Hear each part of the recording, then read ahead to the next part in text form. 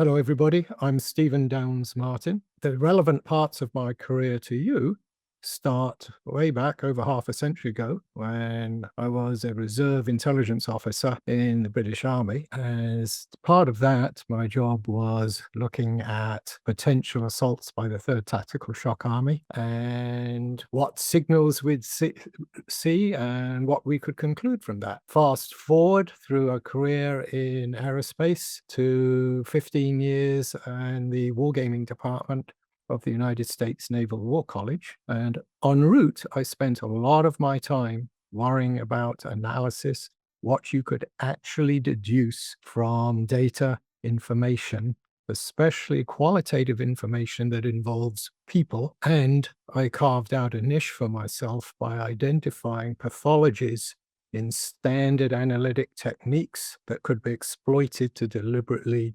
deceive the decision maker who's informed by those analyses. There's an overfocus on process improvement and lessons learned. It's not that those things are bad, it's that they start off with the assumption that you're doing the right thing anyway. In the wargaming community, we have lists of great games. What we don't have and should have is a list of terrible games, a museum of bad stuff. There are orders of magnitude more books written about how things went well in warfare than about how things went badly. And so we need to focus, I think, more on that. And there's a way of doing that.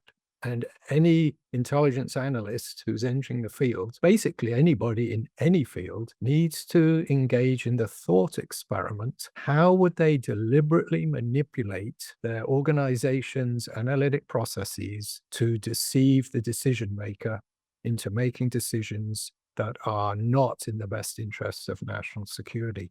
I'm not saying be a red teamer trying to understand insider threats, although that's interesting. An insider threat isn't just a person who sells information, etc. It's one who deliberately sabotages your processes without you realizing it. It's the thought experiment to come up with hidden ways that your organization is failing without you even realizing it, and better ways of organizing your processes that don't start from improving what you're already doing. The example I like to give is if somebody has an artery being punctured, you don't improve their blood pump, their heart rate, in order to bring their blood pressure up. That just helps them die quicker. So there are certain improvement processes which can actually be damaging. So I teach a series of short lectures about how to manipulate popular decision-making processes. And there's a whole bunch of stuff. Intelligence analysts are probably more up on this than military officers, oddly enough. And that's to do with the psychology of small group discussions. I challenge any of you, go back and think about the past, but also do it in the future. Anytime you're in a large meeting of more than 8 people, count how many people make a substantial contribution. It drops off quite rapidly after 8. And if the meeting's long enough, that 8 will shift to a different, perhaps overlapping 8, but it means you've just had 2 meetings. That can be manipulated. Right. You get your 4 or 5 buddies in a large meeting and you speak firmly and first. A few people will speak in support of you and you've got your 8 people. Most other people will just shut up at that point. If it has more than 8, just make sure you've recruited you're close to 8. If you're in charge of putting on an event, you can use this to, to your advantage. Bring everybody. Be inclusive. Include the people who, don't approve of your ideas. No one can then accuse you of cutting them out. Just make sure you and your 5, 6, 7 buddies speak fast and first. Brilliant. It's a very popular analytic technique in the military, although it's becoming less popular. But I've seen it also written up by Richard Sauer in the Psychology of Intelligence Analysis and Jones, the Thinker's Toolkit. It is complete garbage, and it can be manipulated up the wazoo. Your ethical duty is to point this out to your boss if they insist on rank ordering and then adding up the rank orders. But if they don't pay attention, it's your ethical duty to game the system. It's not your ethical duty to promote a course of action or an alternative that you don't believe is best for national security. It is your duty to promote the one you think is best. And if your boss and your colleagues are insisting on using a bogus approach, it's your ethical duty to gain that approach. I think it would be quite useful for your guys, especially the people at this conference who are looking at simulations of different kinds, to go to the Connections Wargaming conferences. There's a huge amount. So go to Matt Caffrey's website, and he has a Yeah. guide to wargaming that's Yeah. graded from total beginner to sort of expert, with a special line for people who've suddenly been put in charge of a wargaming group. I think the link between intelligence and wargaming is very interesting. The enemy is wargaming attacking us. You Yeah. know that.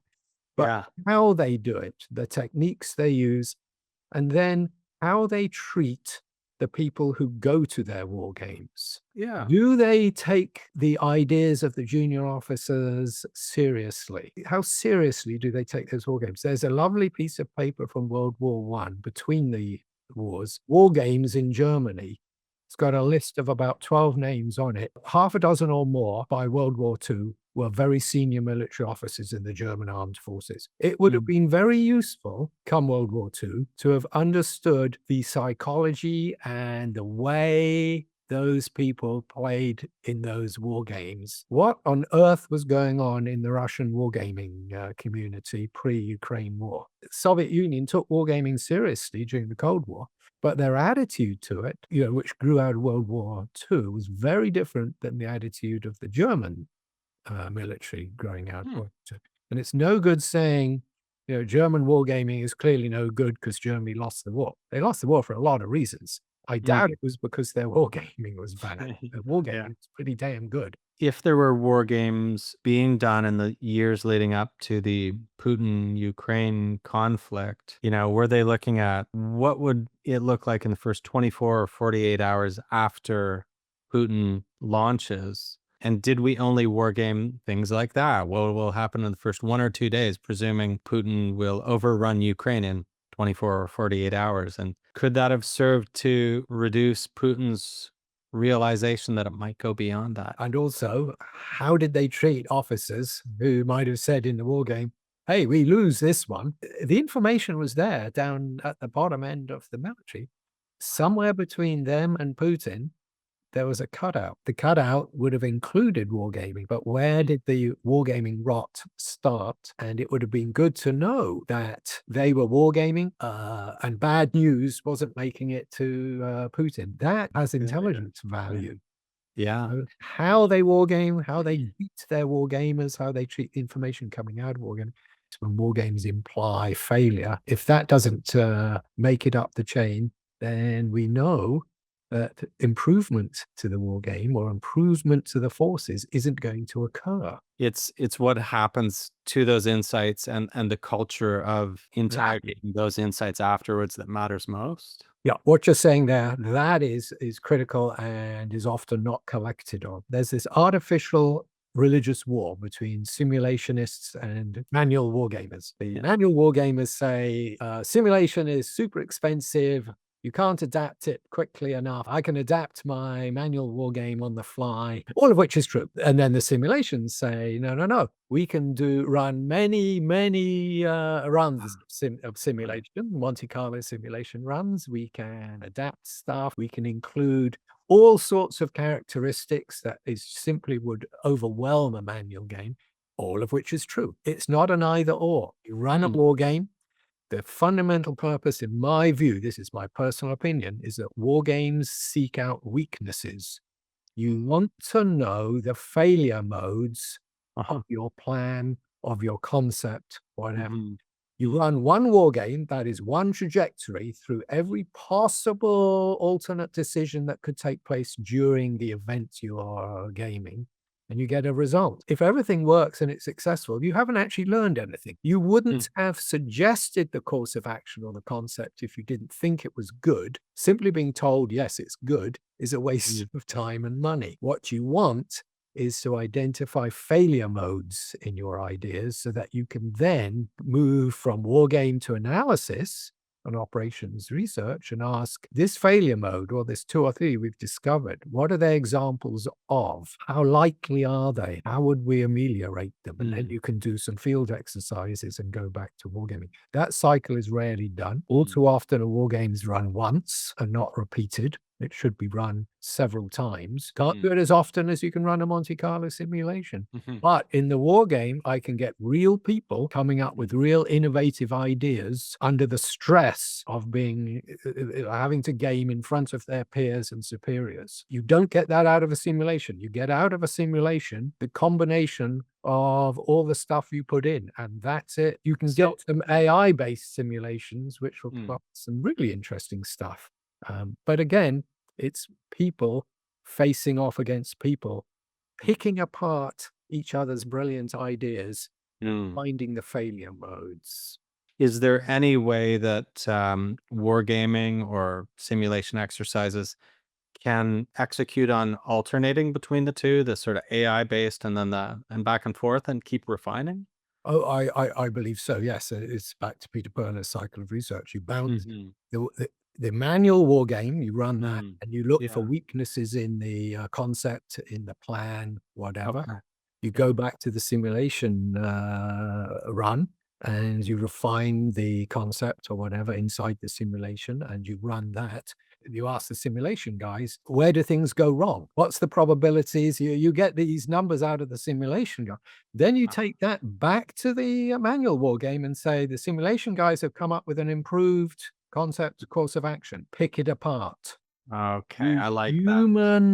human ingenuity to Yeah. come up with how you'd break this. Look for the weaknesses. Science is all about failing to disprove a Mm. hypothesis. Double negative, they're not the same thing as a positive. People want the answer. I can give you the downsides and the upsides of your 3 plans. You have to choose between them. Now, there's a danger, there's this desire, quite rightly, numeric data, quantitative, objective data is wonderful. You only need one piece of qualitative, subjective data in that mix, and everything becomes subjective.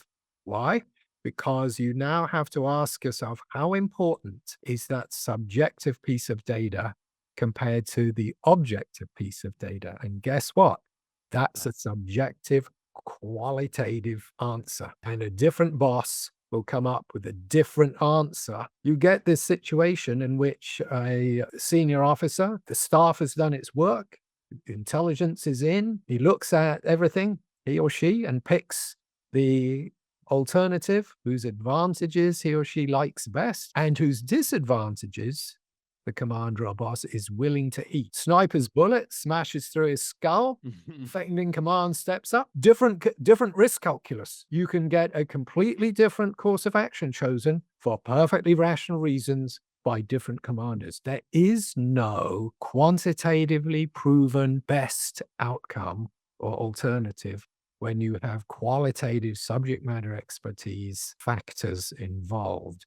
The only time where that is not true is when you have of your courses of action, your alternatives, your interpretations, the pros of one of them completely overwhelms the pros of all the others, and the cons of that one are provably less dangerous than the cons of all the others. Then you have a dominating alternative. Good luck being in a Yeah. situation where that occurs. So the person reporting up the chain, the person reporting the results, the outcomes of a war game, the person reporting the analysis has to be able to talk in abductive terms, to explain the outcome almost in a story term, in a narrative form. You have to understand your audience. Are you talking to someone who's hostile to your results, or someone who is likely to be accepting of your results? Totally different Yeah. report. You cannot just write the report and throw it over the fence.